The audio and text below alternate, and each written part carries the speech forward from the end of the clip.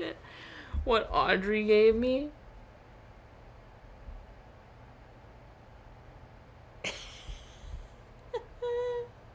Guys, it's too much. As long as there's grandma.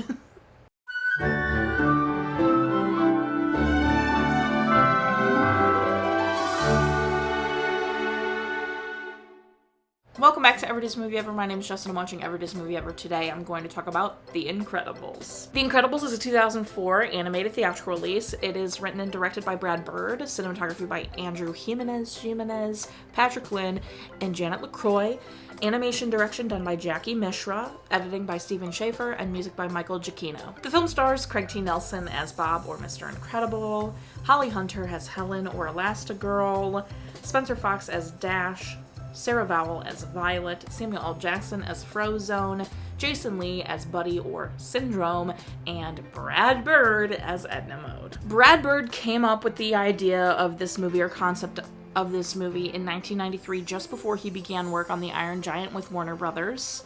He was at the time really torn because it felt to him like he could not have the successful career he wanted and also be present with his family. He felt like his career was going to come at the expense of his family, and he didn't want that, and so that's where he kind of really dove into this story idea. But after The Iron Giant was a commercial failure, which is a crime, that movie's incredible, he ended up having lunch with an old friend, John Lasseter, and he pitched his idea, and John Lasseter said, come to Pixar, you're going to make this movie, it's going to be full CG. So he did. He came to Pixar and he signed a multi-picture deal. He was the first solo writer and director on a Pixar movie ever. Normally it was a team. He based the superpowers of this family based off the family archetypes, excuse me. And during the production, Hayao Miyazaki visited Pixar and said it was really ambitious what they were trying to do in an American film, which was hilarious. Syndrome wasn't originally going to be the main villain. He was kind of just like some side moment right at the beginning, I guess. But they ended up deciding to run with Syndrome because the villain they had created originally, Zurich, they ended up not liking. Holly Hunter was cast very early because she had the ability to be soft and sensitive, but had a very sturdy center, they described. Samuel L. Jackson was pictured for Frozone because, according to Brad, he wanted Frozone to have the coolest voice. And then they did want Lily Tomlin for Edna Mode, but she turned it down, and after trying to hunt for the perfect voice, Brad Bird ended up doing it himself. And then obviously I think it goes without saying that Brad Bird was very inspired by 1960s spy movies. This was Pixar's first film to be entirely human focused. You know, we've had Pixar, we've had A Bug's Life, we've had Toy Story, we've had A Bug's Life, we had Finding Nemo, Monsters Inc. There was only one person really in Monsters Inc. This was their first full human cast, main characters, etc. Brad Bird put them through the ringer. He brought almost his entire team from Iron Giant over, and he would not settle. Violet's hair. A lot of the time when it comes to long hair, it's really hard to animate. He would not back down. He said it was imperative that Violet's hair was down to cover her face for her character. There was someone who said the hardest thing about this film is that there was no hardest thing. Everything was hard, which made me laugh a lot. One of the only things Brad conceded on was Jack when he does the flame, he does the monster all at the end. He also was supposed to turn into goo. And the animators were like, please no, we can't do that on top of everything else. And that was the one thing, the main big thing that Brad conceded on. I was like, fine, he doesn't have to turn into goo in the end sequence of the stuff he changes into. Spencer Fox, he would run laps around the studio to get him genuinely out of breath to get accurate takes, which is incredible. They obviously, in typical Pixar and Disney fashion, created new technology in order to animate the humans. Violet's hair was so frustrating to people that Disney started to lean toward a live action film, but John Lasseter would not hear it. And then Brad Bird says, and I quote, "I came into this wonderful studio, frightened a lot of people with how many presents I wanted for Christmas, and then got almost everything I asked for." The budget for the film was a little unsure because it said $92 million to $145 million budget, which is a big gap, but it made $631.6 million in the box office. This was incredibly well received. It has a 97% on Rotten Tomatoes. The consensus is it lives up to its name. It was nominated for Best Sound Mixing, Best Sound Design, Best Animated Feature, and Best Screenplay, and it won Best Animated Feature and Best Sound Editing. And they appear in many video games, many different things like that, and it obviously has a sequel. Brad Bird really did that, though. Like, this is written and directed by Brad Bird. It is his baby, and this is good. This is a cohesive vision. Everything from the tone, the lighting, the animation, the character archetypes, the music, everything fits this whole 60s spy-inspired superhero motif moment. Everything fits together. The voice cast is perfect. I'll get there. But everything Brad Bird made a choice about, wrote, is fantastically woven together in a beautiful vision. He did an incredible job. I don't think anyone can beg to differ. This movie is it's his masterpiece. I know he's done a lot of incredible things since, but this truly is incredible. I can really tell the difference, I feel like, when they have a cinematographer on an animated movie versus when they don't. Because, yes, of course, this is breathtaking animation. It was leaps and bounds of technological advancement. The humans look so good, blah, blah, blah. That is gorgeous. Their animation is stunning, blah, blah, blah. But the lighting, my friends, it just hits different in this movie. There's multiple scenes in this movie where I was like, yo, the lighting in this scene is top notch. And yes, Finding Nemo is stunning, but I'm pretty sure Finding Nemo had a cinematographer. There have been a couple Pixar movies now that have had cinematographers, and there's just something that is elevated about the lighting choice in some of these animated shots versus some of those that didn't have a cinematographer on it.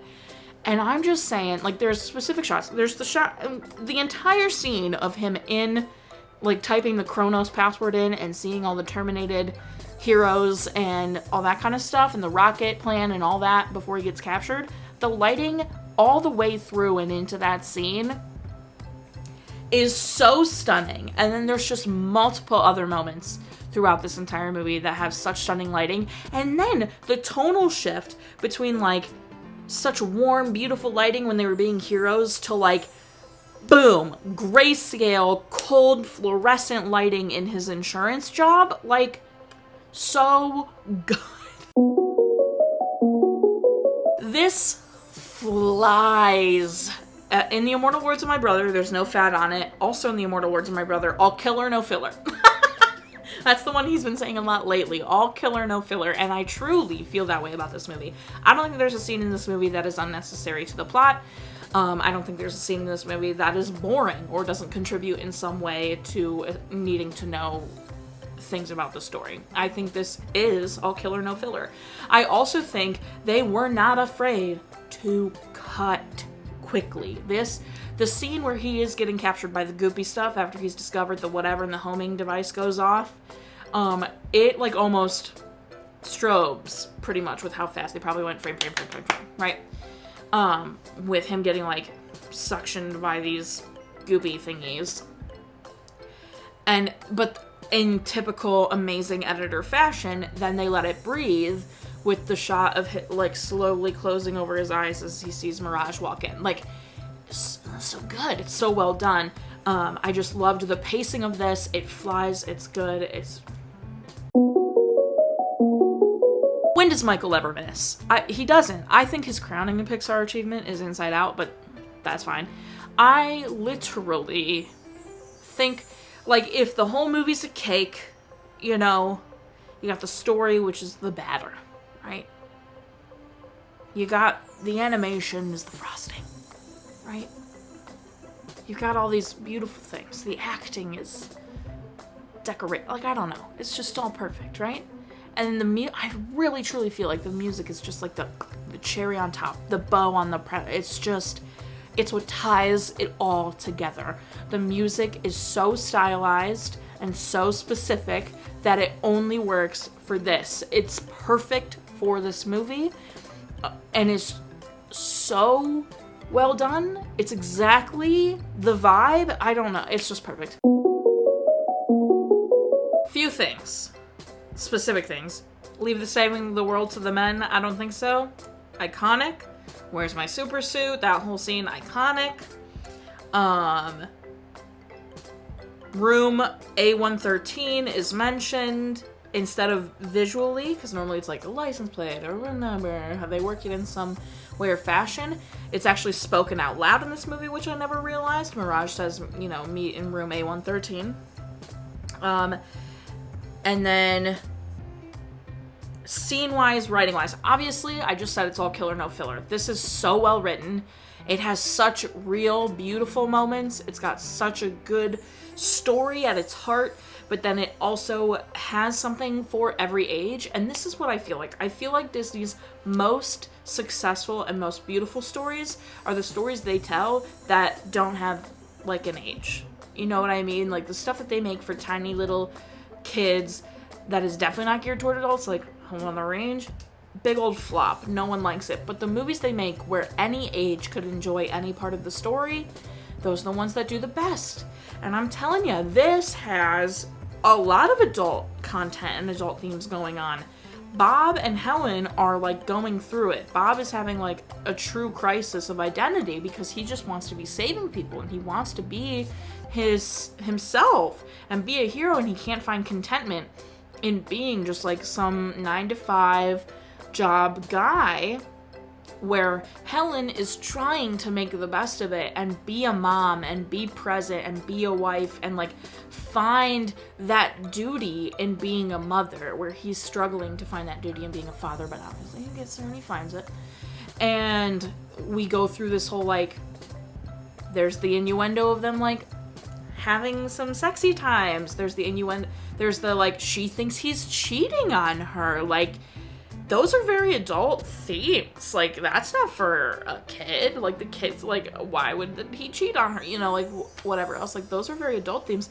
And then you have stuff like the scene between Helen and Violet when she wasn't able to get the force field around the plane, where she runs out after her mom is like, Mom, I'm sorry about the plane. And Helen, it just has...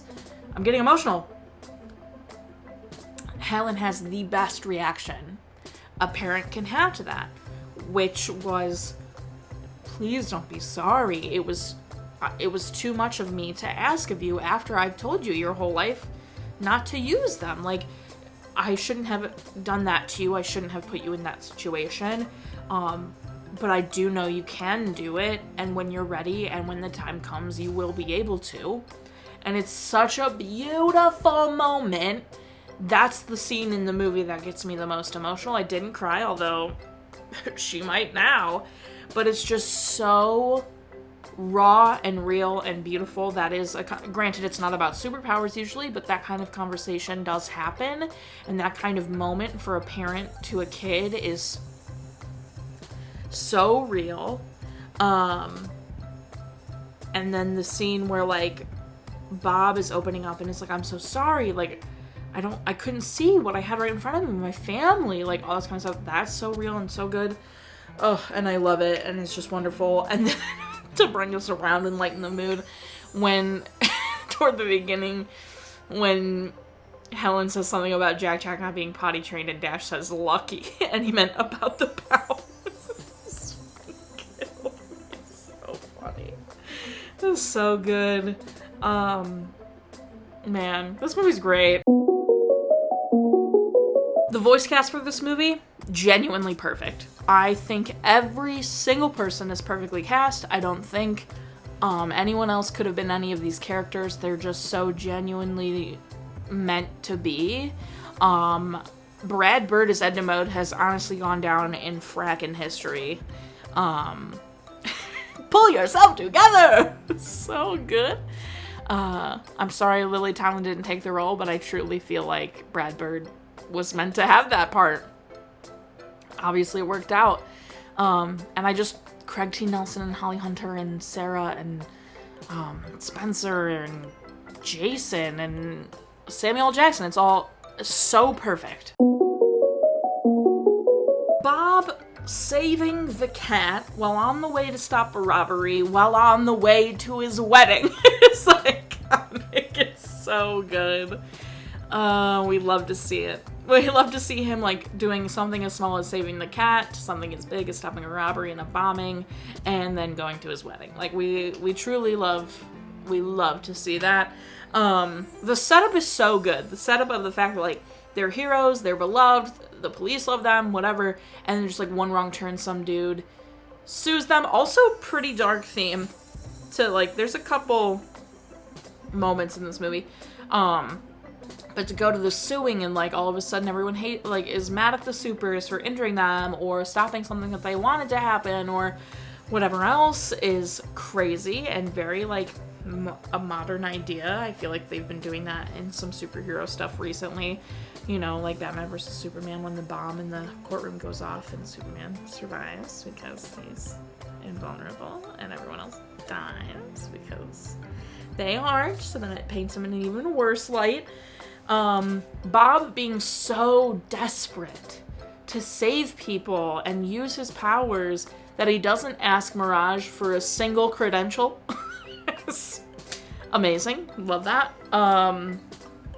Speaking of Mirage, seeing her reactions to Bob, like, it's so important that we see Mirage's reaction to when they all find out that there are children on board the plane they're trying to shoot down. There's a very brief moment where we see Mirage be like, oh, should I stop?